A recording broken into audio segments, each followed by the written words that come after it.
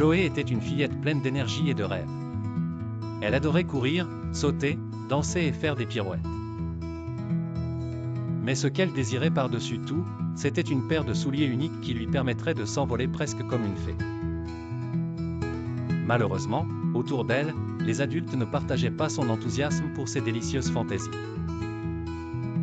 Son père, un homme pragmatique et prévoyant, préférait voir Chloé avec des chaussures robustes, des bottes solides qui la protégeraient de la boue et des flaques d'eau.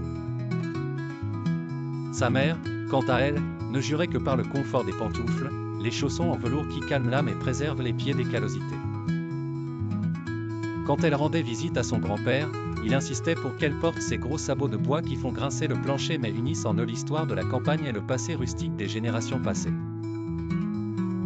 Sa marraine, qui avait conservé son amour pour le ballet, apportait toujours avec elle des chaussons de danse pour Chloé, espérant peut-être inspirer en elle la grâce de la scène.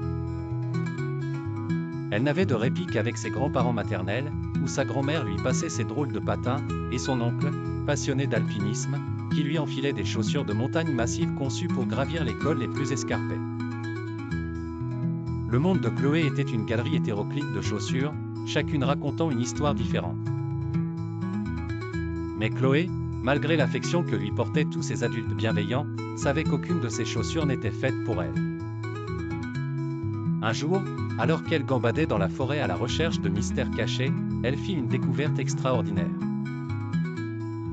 De belles peaux de lézard chatoyantes prenaient le soleil sur une roche, non loin de doux poils de chat accrochés à une branche basse, et à ses pieds se tenait intacte une corne de vache, majestueuse dans son antiquité. Émerveillée par ces trouvailles, Chloé sut quelles étaient la clé de sa quête. Elle se souvint des histoires des contes de fées, où parfois de simples objets se transformaient en trésors. Sans hésiter, elle les ramassa avec soin. Ce soir-là, elle se mit à l'ouvrage, scellant, cousant, assemblant chaque trésor avec minutie. Et lorsque l'aube se leva, devant ses yeux émerveillés trônait une paire de souliers splendides, parfaite pour une fillette rêveuse qui n'avait qu'un désir, suivre le chemin libre de ses fantaisies.